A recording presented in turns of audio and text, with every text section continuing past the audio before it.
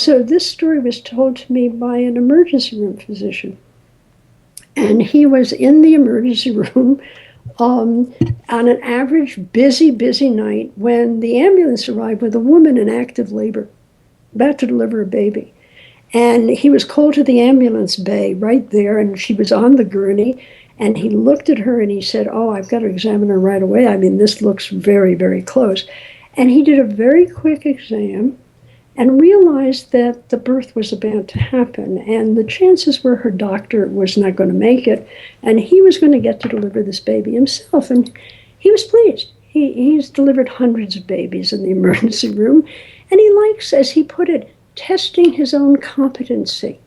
He liked that. It gave him a sense of efficacy, if you will, yes, to deliver babies.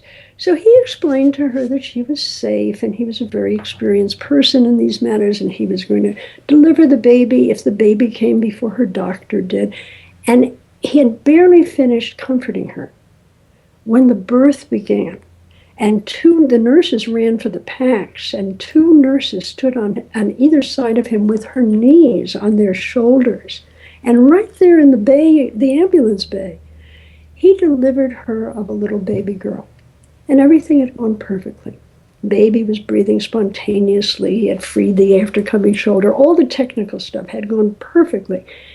And he had a feeling of, pride, And he took the baby and he laid the baby along his forearm with the back of her head in his palm, and he lowered her below the placenta, and he began to suction. She was still attached to her mother. He began to suction her nose and mouth. And suddenly, the baby opened her eyes and looked deeply into his eyes. And in that moment, his whole usual way of seeing things fell away from him. And he realized a very simple thing.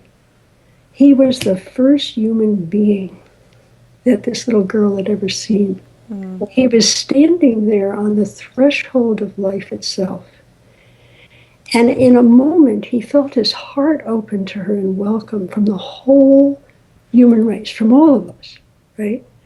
And there were actually tears in his eyes, but it didn't render him incompetent, Ruth. He continued to suction the baby, clamped the cord, and he was telling this story to a group of doctors in one of our meetings. And he said, he realized that he had delivered hundreds of babies, but he had only been there as a doctor. He had not been there as a human being. He had never had a sense of what he was serving with his expertise. And then he said something interesting. This guy's like a fighter pilot. He's not a poetic guy. He said, the moment when the baby opened her eyes was like a holy moment. And in that moment, he felt all of the cynicism and depression and frustration that he had carried for years fall away from him. And he could remember why he had come. Why he had come, why he was doing this work. And then he had this feeling. He said there was a feeling. And the feeling was gratitude for being the person who got to stand there and welcome her. Mm-hmm. Gratitude. And then he said to himself, and he told us, he says, began to wonder how many other moments of inspiration, and holiness even, he had missed in his career, in all of that time in the emergency room, 21 years, right? Mm-hmm. He says he thought he had missed most of them. And so he looks for them on purpose now. He looks for the holy moments on purpose. He says, and he finds them everywhere.